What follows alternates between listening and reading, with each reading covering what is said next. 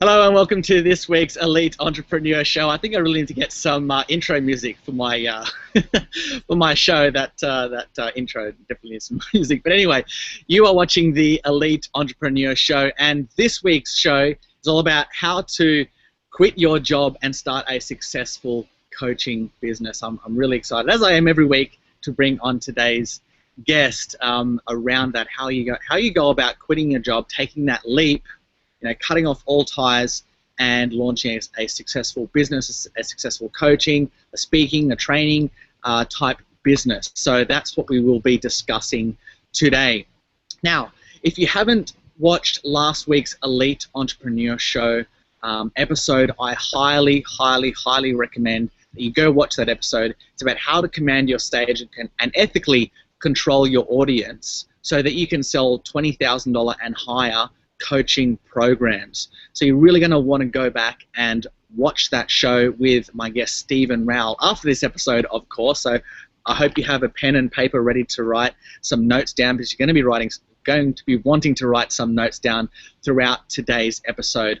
So write that down. Go to zagcoaching.com/blog, where you can see last week's episode. There's so much value in there. As I mentioned last week, people invest in Stephen's programs tens of thousands of dollars to teach what he was teaching on last week's show, so you're really going to want to go back and watch that. Now, if you're watching Elite Entrepreneur Show for the very first time, let me tell you a little bit about what the show is about.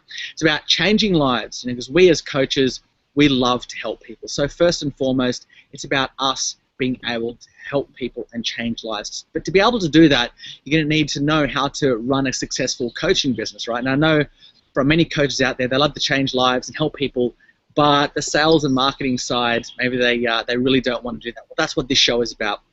I want to help you. I wanted to take care of that for you, to help you get clients so you can change lives and not have to worry about sales and marketing. So that's what this show is about.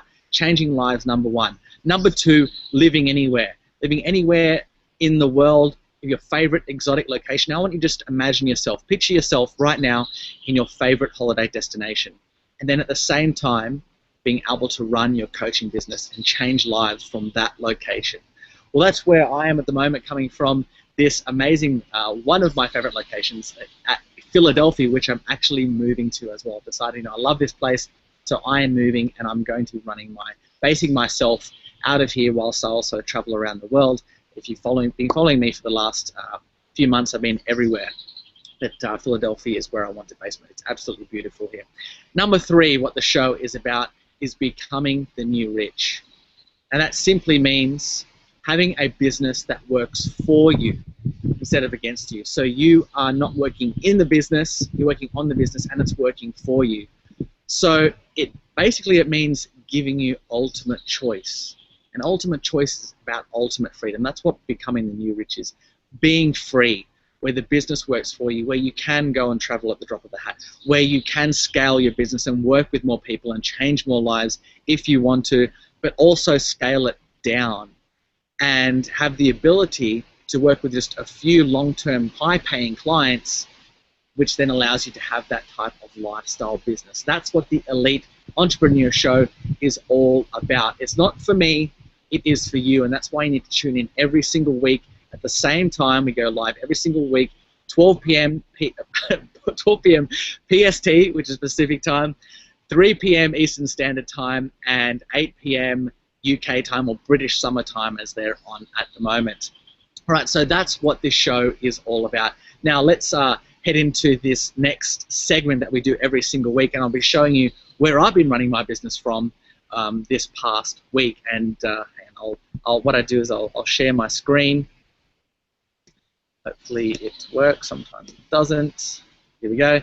Okay, so as you can see, this is the view behind me, and this is one of the amazing views that I had during the week, being able to coach clients and change lives.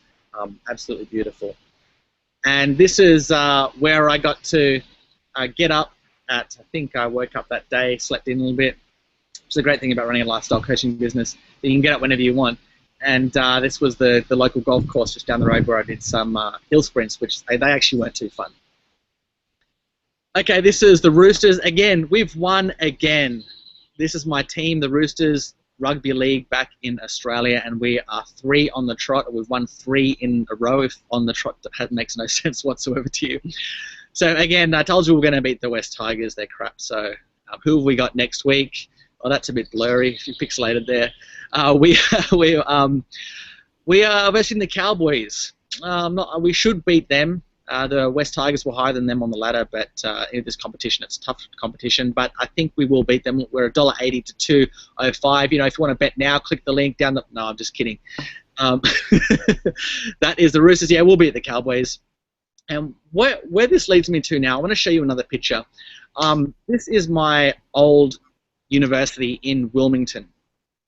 And if you've been following the show for the last few weeks, this is where I actually ran the show from a few weeks ago for a couple of weeks, and this is where I actually met my guest that I'm bringing on the show. So we have not a couple of weeks ago, but we've actually been friends for a few years, since 2006 actually. So it's going to be really interesting for him to come on and tell us his story about where us meeting together in Wilmington and North Carolina, and then where it's led him to his quitting his job and jumping into the entrepreneurial lifestyle. So let me just stop sharing my screen.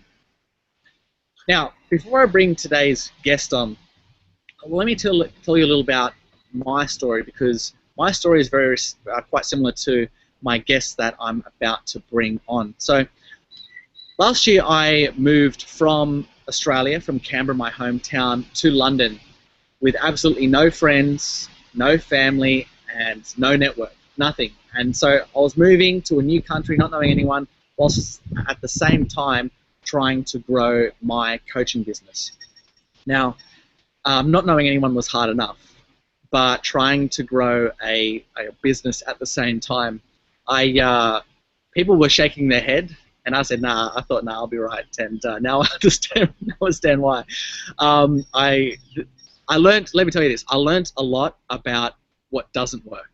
It was really hard the first few weeks, not first few months, not trying to get clients, but trying to live and settle in. I was getting up at 5 in the morning and working till 11 o'clock at night, sometimes 2 in the morning, and then getting up at 5 and doing it all over again. And here I am telling you that if this is you at this present time, if you are working those kind of hours, I'm telling you, even if you're just starting out, you do not need to be doing that. As my mentor would say, it's all about working smarter and not harder. Now, there's a really amazing book that I've promoted a couple of times on this show called 80-20 Sales and Marketing. It's by Perry Marshall, and I have absolutely no problem. I don't get any affiliate commissions or anything with this book. But it is an amazing tool to show you not only where your strengths are in sales and marketing, but also where you can leverage the 80-20 rule in those marketing areas. So you're not working from 5 in the morning till 11 o'clock at night. So that was me back then. As you can see now, it's completely different. I get to choose my own hours, and I do choose my own hours. And you as an entrepreneur, if you're just coming into business, if you're just a coach, that is a luxury that we have, but it's kind of, it's a positive and a negative, right? Being able to choose our own hours. So you have to be very, very disciplined when you're running your own business. Very, very disciplined. Because then that enables you to have this type of lifestyle business. Now, today's guest has recently, he has a successful podcasting show. I won't go into how he actually helps people, because I want to actually explore that with him on today's show. But part of his story is that he has recently quit his job as well, and he's jumping feet first into this entrepreneurial lifestyle.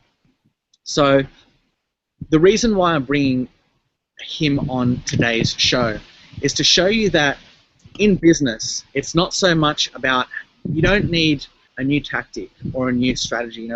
as coaches, and I was the same at the beginning of when I first started coaching, we think that we need more content. We think that we need to read more books, even though I've just recommended one. You don't need that stuff. I truly believe you do not need any of that stuff. It's about going into the marketplace and taking massive action. I want you to write that down. It's about taking massive action. The two biggest things holding entrepreneurs back in today's market is focus and execution. So focusing on the right things and then executing. I know there's a lot of procrastinators, and you might be one of them, watching this show. I was just speaking to a friend yesterday about this. You know, we know that we need to do things. We know that we need to eat healthy. We need to do this, X, Y, and Z. And that's the easy part. But putting it into action, well, that is the actual hard part. And that's where it comes back to mindset. I truly believe that your results in business are all about 90% mindset. And that's why in today's Google Hangout, today's Elite Entrepreneur Show, we're going to be delving into that on what it takes to take massive action to move you and your business forward, because your results, your success as a coach really hinge on you being able to take that massive action. So I'm hugely excited to bring on today's guest. He is, as I said, he's an old-time friend, and he's just recently he's got a successful podcast, and he's recently taken the feet first jump, the leap into entrepreneurialism, and quit his job. Kevin, I welcome you onto the show. How are you going, mate? I'm doing great, man. Thanks for having me. Oh man, sorry, that was a bit of an intro, that one. That was good. That was good. I was actually worried because everything you were saying, I was like, you know, we're gonna agree on everything. I'm not even sure if I could provide a debate or anything like that. That was great. Well, Kevin, I'm really happy to have you. I'm excited to have you on the show because, as I said, our stories are very similar. Sure. You can tell the people watching just a little bit about yourself and what led you to your background, and then what led you to taking this leap. And I really want to explore that. Yeah. Okay. So where do I start? So we met in 2006. Good memory, by the way. I graduated in 2007 with a business degree, and after I graduated, I was a little skeptical. I was just like, man, what am I going to do with my life? Like most people when they graduate college. And so after working a year at the mall, I decided to go to grad school, like a lot of people want to do. And I went to grad school, did that whole thing for a while. It was a great experience. I got my master's in counseling. And after I graduated with my master's, I went to look for jobs, obviously. And so I did a brief stint as a career counselor at UNCW, and then I found this recent job that I just left in mental health. So, and the pattern that I noticed all throughout those years was that I wasn't really happy with my lifestyle. Like you mentioned in your intro, there was just kind of like this disillusioned feeling where you kind of want to do more with your life, and you feel like you have potential that you're not exploring with that traditional. And you're smiling because you totally understand that, you know. Exactly what you're talking about. Exactly. Yeah. So, and I for the longest time I wanted to do my own thing, and I had kind of an idea of what I wanted to explore, but it wasn't really concrete, and it was scary, obviously, because when you don't really know exactly what you're going to do, you're kind of just taking a blind, leap into the abyss, which is terrifying. But what was more terrifying for me was just kind of living this monotonous lifestyle where I wasn't really doing what I really loved. And so that's what led me to do what I do now, which is my website and podcast. That's awesome, man. I want to come back to what you said. You finished college, and I know that this is true for a lot of people. They finish college, and then it's like, well, crap, what do I do with my life? I still don't know what I want to do. So they kind of, you go back to what you know, and then a lot of people go back to grad school or do some form of more training. I think they need more training. Right. And yeah. Sorry, go ahead.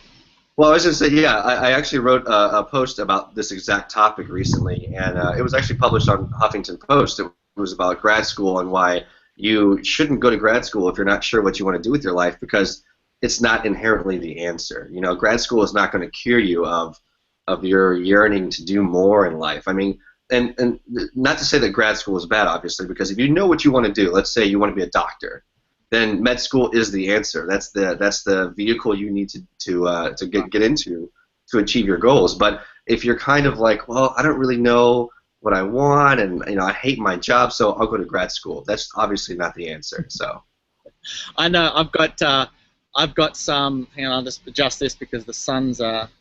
oh yeah, I can see that. Yeah. I have some friends. I think they're actually still in university. I'm 28 now. I believe we're both 28 as well. And they've been at university since they were like 18 or 18 or 19, I think it is. Right. It's like they're forever academics, right? And if you're going into the entrepreneurial world, what I want to show to the people watching, if you're stepping into the entrepreneurial world to become a coach or to run a business, you really need to get out of that academic mentality, because it's Right. much about sitting back and consuming content. I mean, it's a big bad world out there, Yes. and you need to take action. So your whole mindset really has to shift. Yeah, I totally agree. I think I guess one of the downfalls of kind of being in education for a while is you kind of tend to just rely on the theoretical, and obviously that's not as important, or it can't be as important sometimes as actually going out there and doing things, because real life experience is undervalued. I almost feel like that's where you're going to learn the most. It's so right. And you know what? What I see with a lot of coaches and consultants is that they don't leverage, like they go out into the marketplace and tell people that they're recently qualified as a coach, for example, and that kills their positioning and posturing. And they're not leveraging, as you just mentioned, their previous life experience. So they've all got a story. So I know, like you leverage your story on your show and to get clients for yourself. And why wouldn't you want to leverage your story? You've gone through so many trials and tribulations and challenges that Right. you know how to help other people through, and that's why you have your podcast. Yes. Even at our young age, like we still have a lot of experience in certain specific areas, just like the people watching and just like the people on your podcast. Yeah. They've all got their own life experience that they can use. I don't care what your background is, what it is. You can help. A stay-at-home mum can teach a CEO a completely new thing any day of the week. Like, Yeah. one's unique. Absolutely, absolutely. I think, and what we're talking about is essentially becoming a thought leader. When you're able to, I guess the big hang-up for a lot of people when I talk to them about, like, okay, so if you hate your job, why don't you do your own thing? And they're like, I just don't really know enough about so-and-so, or I'm not good enough. And that's a big mistake. People think they have to be the #1 expert, the world-renowned, guru of so-and-so. But you don't have to be. You can leverage your experience, like you're talking about. And as long as you're able to teach someone something and you know it better than they do, then you have a viable business model. So, yeah, it's a good point. A lot of people are just like, oh, I don't have much to offer. But everyone has a story, and they can use that story to help bring in clients and help people. Exactly right. Yeah. What I want to come back to is when you said you had that, you didn't want to stay in this monotonous job. Yeah. And I know exactly what you mean by that. It's like you had that feeling that excuse me, you said the exact words, untapped potential, that you knew instinctively that you were meant to do something else. Yeah. And let's tell me a little bit more about that. Okay, so when I was all throughout the jobs that I didn't really like, I always felt like I could be doing more. So, like, one of my strengths is I can connect with people very well. I'm a people person. And I wasn't necessarily doing that in an office, So, like, yeah, I would talk to people, but I wasn't really utilizing my strength to its full potential. So I was thinking, like, if I could find a job that allowed me to do that, then that would be great. But the problem is, every job that I looked for that included that also included a bunch of stuff that I did not want to do. It's just like, okay, yeah, I'll be utilizing my people talent, but then everything else is just crappy. I don't want to do that, And that's when I really started to think maybe I should create my own thing. And that was just when, like, everything turned around. But I think a lot of people will they'll have a strength or something they want to pursue, and it's just kind of like this nagging thing in the back of their head, like, I want to do it, but I don't think I can do it. It's just not realistic. But it can be realistic. What you really have to find, and I want to encourage the people listening now, they have to find the intersection of their strengths and their passion. Because obviously passion itself is not going to do anything for you. I like playing video games, but I'm not going to make a living playing video games because that's not something that's necessarily a business model, right? Yourself, my dream. Don't crush my dream. Yeah, yeah, but like you have to create value somehow. So as long as creating value is part of that equation, I feel like you can do what you love and you can do what you're good at and actually make a living doing it. So yeah, I mean, I'm not sure where I was going with that, but basically, there's a lot of people have something. People have strengths. Usually, they have something they're good at, and they just don't think they can actually make something out of it. When in reality, they can. Oh man, I'm really interested in exploring what you just mentioned. Like, you can't get rich off everyone. You love to play video games. That's your passion, but yeah, you're gonna get make money from it or run a business. Maybe not. But you mentioned there, passion that intersection of your passion and your strengths, which we'll come back to in a minute. I'm really interested in exploring that with you. What I really want to touch on, which I think is the one of the main points that if you're watching, I really want you to pay attention to this part. You mentioned there, Kevin, that people, they want to follow their dreams, they want to do what they're passionate about, but to them, and you use the word, they don't think it's realistic. Mm-hmm. And I completely agree with that. And Will Smith has a great quote. He says, "Realism is being realistic is the path to mediocrity." I'm pretty sure that's the quote. Wow. And it's so true. Yeah. And where it comes back to that mindset of, can I do it? Can I run a business? Should I take the leap? And it comes down to, in the end, your beliefs about what you think you can and cannot achieve. Mm-hmm. Beliefs based on past experiences. Yeah. And it's just a story that you tell to yourself, right? To keep you from getting hurt. And that's why I truly believe that mindset is coming back is the key to being able to focus and execute on the right things. So getting the right mindset for that is the key to being successful in business. So what for you, if we're speaking about mindset, and I mean, tell me about the doubts and some of the doubts that you had. I mean, this is a big leap, quitting your job and solo into a podcast and coaching business. Tell me about what you had to struggle through so that people watching can kind of identify with you. Sure. Well, I will say, before I quit my job, it wasn't just like, I'm going to quit my job and the next day I quit. There's a lot of deliberation, there's a lot of doubt. And obviously, you have to be smart about it. You have to have a safety net. Otherwise, you're not going to pay your bills, and you're going to end up living underneath a bridge. So there was a long process there where I knew that I was kind of leaning towards quitting, and I would save up a lot of money. So I was saving up at least 6 to 7 months of living expenses. So I want to make sure that the viewers that are listening know we're not completely reckless. Like, we're taking the proper precautions. Calculated risk. Yes, exactly. But once I had that, one of the other biggest doubts was simply like societal pressure, basically. I mean, like, I was riding my bike the other day, and it was a nice sunny day at around 2 o'clock in the afternoon. And I had a strike of terror just like hit my heart, and I was like, I'm supposed to be working right now. Like, what am I doing? Like, I decided to take a nice bike ride, and I'm kind of going against the grain. You know what I mean? And it's just, it's incredible.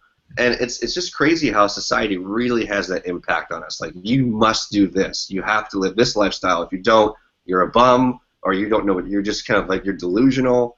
And that was scary for me. But, just societal pressure in general, but also, I hate to say it, but some family and some friends the ones closest to you will doubt you the most. And we talked about this. Like, you and I think you sent me a link to an article on Facebook recently, and I read it, and it was just fantastic because it's so true. People that are close to you, it's not like they don't want you to succeed, but they, for some reason, are the ones that are really going to discourage you the most sometimes. Yeah. And that was a big challenge for me. It still is sometimes. Yeah, Man, it's funny. Like I know exactly where you're coming from, and for any entrepreneurs that have chased a similar dream, that are watching right now, I'm sure that you can identify exactly what you're saying there, Kevin. Like, Yes.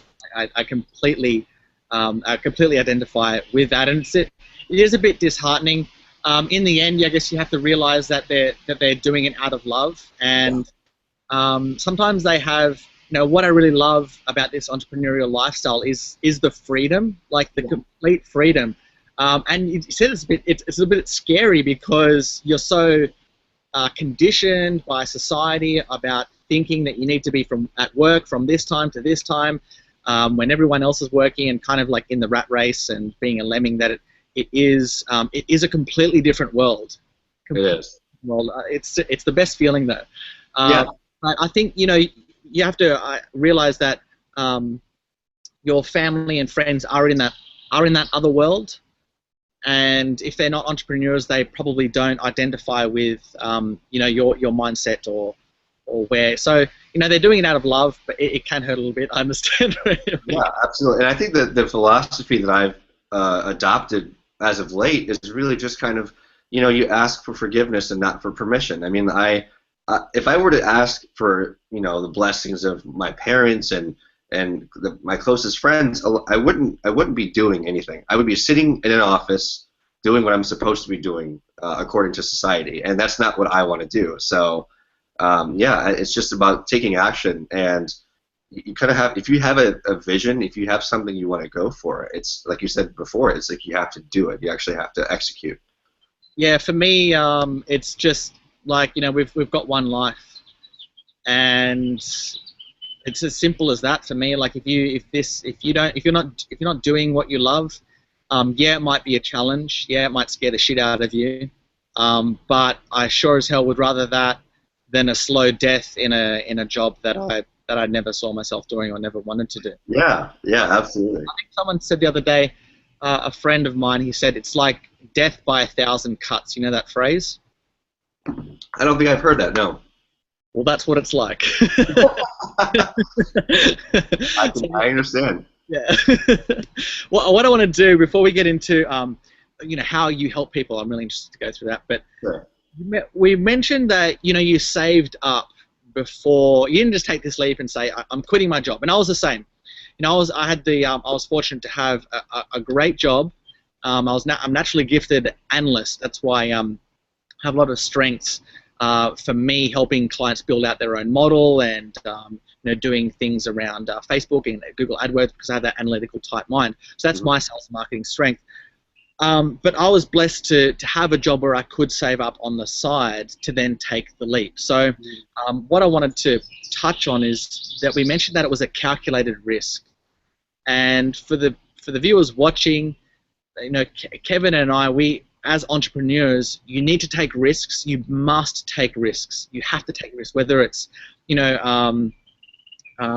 charging 3 times more than what stepping outside of your comfort zone, doing a speech, hiring a personal assistant, even though you don't know if you'll be able to pay them until the end of the month, investing in a new coaching program to help you get clients. Whatever the risk may be, you must take risks as an entrepreneur, as a coach, to become successful. But what Kevin and I want to show you is that you must take, we take calculated risks. They're very calculated risks. And you need to do the same as a coach and an entrepreneur. Kevin, what you, as jumping into this entrepreneurial world, what other calculated risks have you taken before we get into what you do? Calculated risk, that's a good question. I don't know. I'm not sure if I'm too much, I can't say that I'm risk averse because I used to play poker online. So that kind of conditioned me to, like you said, kind of weigh the odds and make smart decisions and go from there. Like you have to figure out if what you're going for is worth it. And for me, that's one of the best things about running an internet business, for instance, is I didn't really have to take too many large risks at first because, if you're running, let's say you wanted to run your own gym, obviously there's a lot of startup costs. You're going to have to fork over a lot of money right off the bat. But with an internet business, let's talk about some of the expenses. We have the domain name, you have the web hosting, And if you don't do web design yourself, you might have to pay someone for web design, right? Aside from that, you're off the ground and running. You know, it's going to take a lot of time, but it doesn't take too much money, which I think, you know, is fantastic. That's one of the biggest advantages of running a blog and a podcast, is that it's not too expensive. So I haven't had to take too many risks. The only risks that I take are kind of, I left my job and I am so determined to make this work that if it doesn't work, you know, I'll have to go back and find another job. But that's the worst case scenario. If you ask me, that's not too bad. Yeah. You know, you give yourself a 6 to 7 month runway, or that's for me. For some people, they might want to be more conservative and, you know, maybe save up a year's worth. But you give yourself that runway and you take off. And if it doesn't work, you find another job, you save up again, and you give it another shot. But you don't give up, because if you have a vision, you have to go for it. That's the biggest risk of all. Yeah, so true. The biggest risk, and I want to reiterate that, is giving up and not going after your vision at all. Yeah. The biggest risk is not taking a risk at all. That is seriously the biggest risk, especially in this one life that we have. And you know, just because you quote unquote fail doesn't mean that your vision has failed. It just means that you have to go back, readjust, and then start on that path again. Right. Dude, what I want to touch on really cool that you just, you know, we spoke at the start of the show about leveraging your own story. Yeah. So, you notice how you just did that a couple of minutes ago, how you leveraged your own story to position yourself as a, you know what you said? What did I say? You said, this is for the people watching as well, this is how Kevin leveraged his own story. When I asked him what type of calculated risks he took, you said, Kevin, that you played poker online and you had a lot of playing poker. Hey, you're still leveraging your story, right? But you took that story and applied it to what we're speaking about, and you said that you learned how to take calculated risks. So could you imagine right now that if you were a consultant for a company, helping them take calculated risks on what investment they were to blah blah blah blah, and you could you would leverage that story, right? You know, maybe you got very good at online poker. Yeah. I don't know that, and I don't know how much money you gambled, but either way, what I want to show the people watching is how you just leveraged your story. I thought that was really cool. That's awesome. I'm glad I'm doing the right things. Well, I've got about 10 crosses here, but that's one tick for you. So, all right, Randy. I want to bring you back to where you said. No, actually, first, before we go into that, do you just want to let people know what your podcast is about? I know that you blog as well, and you've blogged for a while now. I've been reading your blog for a while now. You want to let the people watching know what your blog and your podcast is about and how you actually help people? Sure. Well, the message I want to send first is that I didn't have this extremely concrete idea right off the bat. It wasn't like, okay, this is exactly what I want to do, and it's smooth sailing from here, right? It's never that much. It's like, it's never that easy. When I first started my blog, I wanted to focus on social interactions. I was interested in the nuances of social interaction, how body language affects your conversation with people, how to meet new people, how to overcome, you know, social anxiety, stuff like that. Because my strength, like I said, is connecting with others, and I wanted to do that and help other people do that. But as I was blogging, I also started inserting my own story about how I quit my job to pursue the whole blog, and that just took off. Like, you know, like I read, my website obviously has Google Analytics, so it tells you how many people are on there at any given time, and it's just incredible the amount of feedback I've gotten from the posts that focus on leaving your job or kind of doing what you want, finding your passion, all this stuff, right? So that took a quick shift. I started to realize that instead of focusing on what I thought was going to be a very popular subject matter, it quickly turned into something else. And so whatever the people tell you that they are interested in, you listen, right? As an entrepreneur, you need to fill in that market, that need. Yes. So I started doing that. I started talking a bit more about my story, and also helping people kind of overcome that feeling of disillusionment and not quite feeling happy with what they're doing. And I don't want to knock people that work 9 to 5 jobs. I think if you're happy with your 9-to-5 job, then I have nothing against you. That's great, you know? Great, totally agree. But a recent survey on, I think it was Career Builder, says that in America, about 59 or 58% of people are satisfied with their jobs. So that means a lot of people aren't. And that's becoming a pretty up-and-coming thing now. People are starting to realize that I don't have to work this full-time, grind. I don't have to have this grind this whole time. So my blog really caters to the people that want more out of their lives. They want to pursue something that they're interested in. They want to spend time on the things that matter. And I kind of leverage my role as a psychotherapist, because I was a psychotherapist for the past year, and I really learned a lot about kind of listening to the client's needs and figuring out how to approach that problem. So I think it works quite well, because it's not like I left my job and I'm not utilizing anything I learned. Yeah. I took what I learned and I'm applying it to my own business model. So.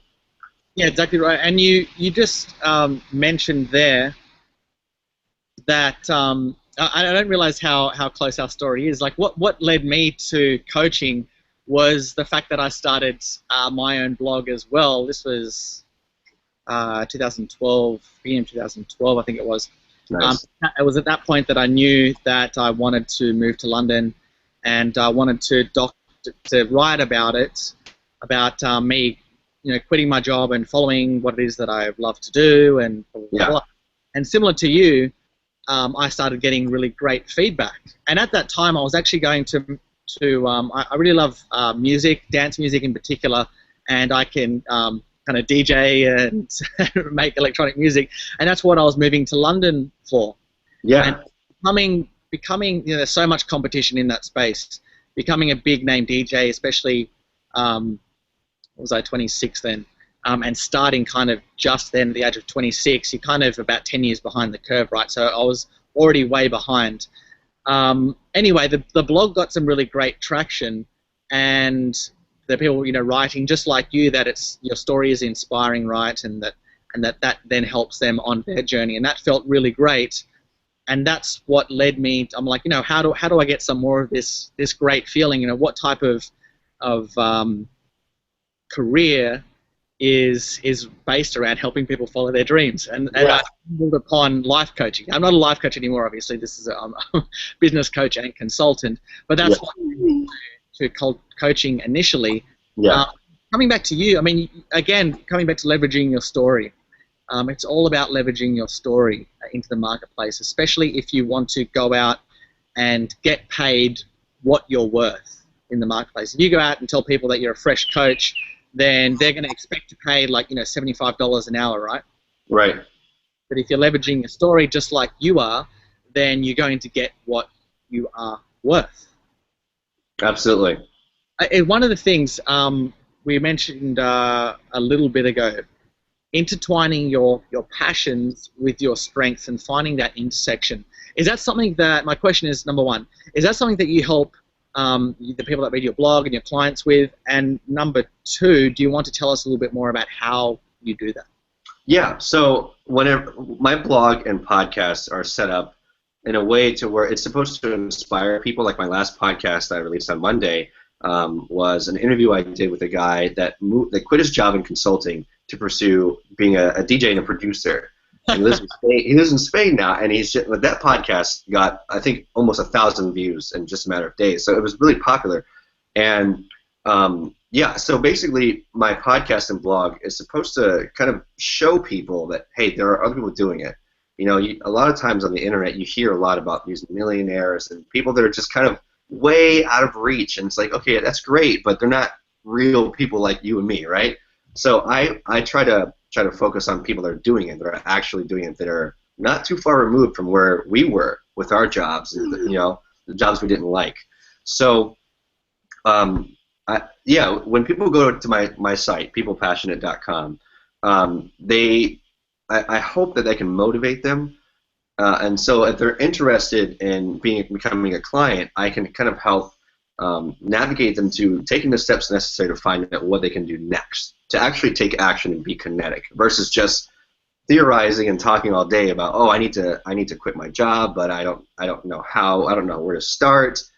So if you want to, it's kind of like counseling meets life coaching in a way, and it's geared towards people that are interested in changing their lifestyle. Like you said, the new rich is basically the perfect phrase for it. And you and I are big fans of Tim Ferriss's The 4-Hour Work Week, and I do want to say, what's that? And I totally made that phrase up. I do want to say that the 4-Hour Work Week title is kind of a misconception. It's not like you're going to work 4 hours and that's it. But the point is, when you really care about your work, you'll gladly put in whatever hours are necessary, and you're no longer working for someone else. Yeah. So it's the absolute best feeling. What I love about what we do, especially, you're working for yourself. Not only that, but how awesome is it? How creative we get to be in what we do. I mean, you get to write about what you want to write about. You get to interview who you want to interview. You get to talk about what you want to talk on your podcast, and then it comes down to all the different and creative ways that you market and sell yourself. I mean, just the other day, I was writing. So sometimes I do direct mail. Yeah. And I have whiteboards like this, and we're on the whiteboard. It had like a to-do list, like Gary's to-do list. Number 1, take out the trash. Number 2, pick up the kids. Number 3, attend Luke's mastermind breakfast. Yeah. W sales for people. Blah blah blah.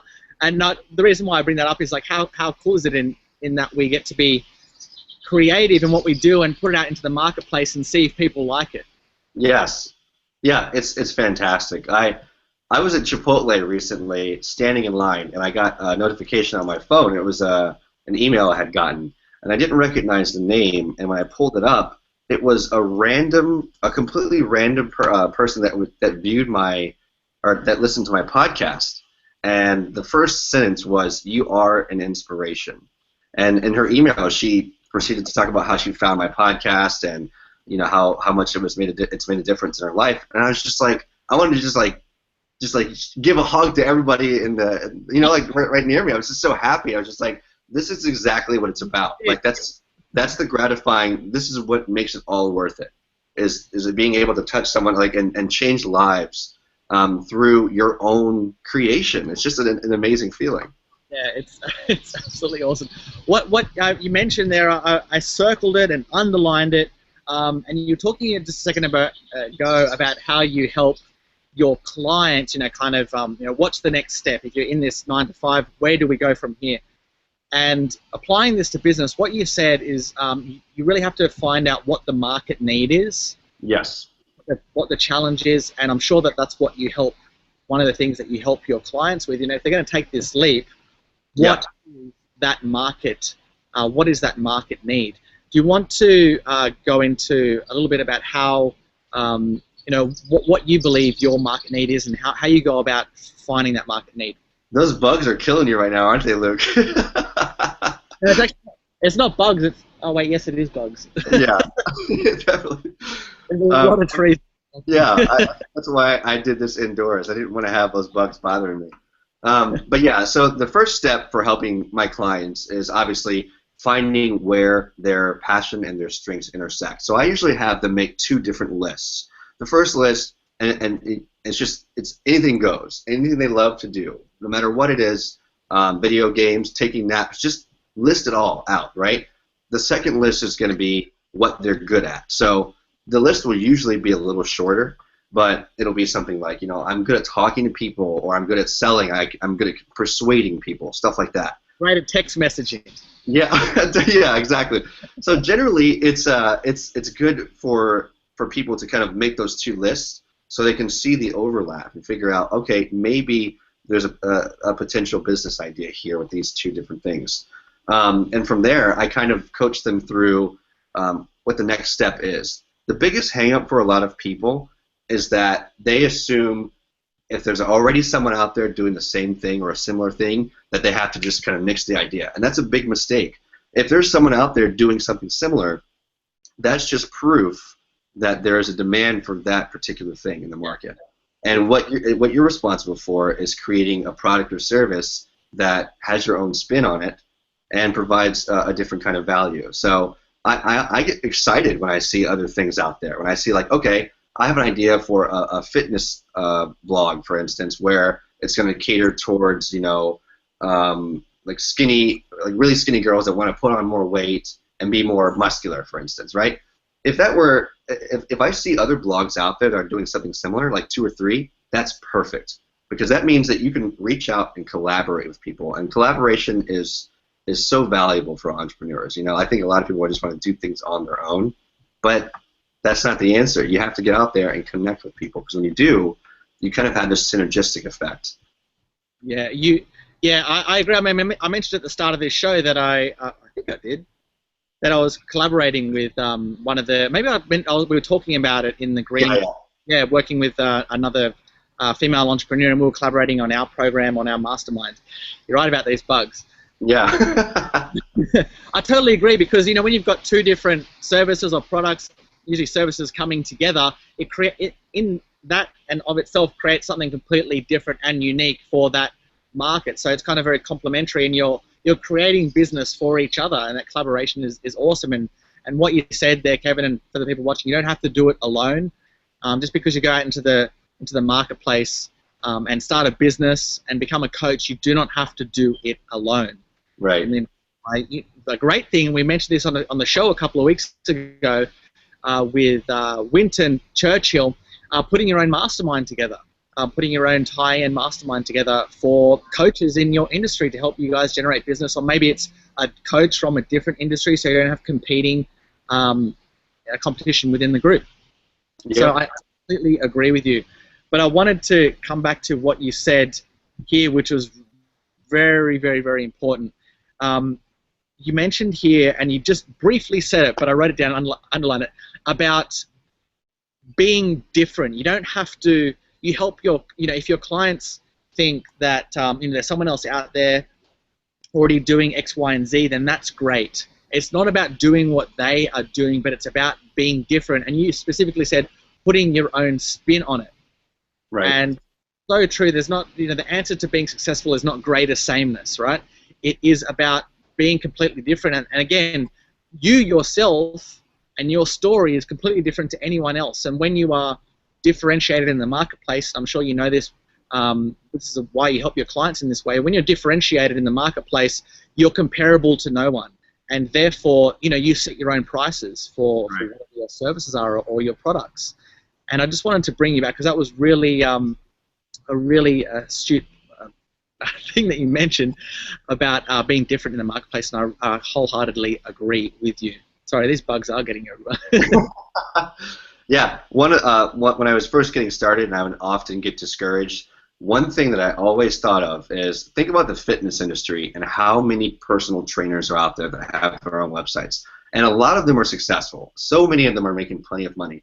And the reason is, it's not like, if one personal trainer did something and then everyone else was like, oh, there's already a personal trainer out there, that's helping clients. There's no way I can have my own business. That would be absurd, right? Like there's a demand for it. People want it, and when you can market yourself with your own story and kind of brand yourself and make people like you, then you're going to have people interested in what you have to offer. Yeah, exactly right.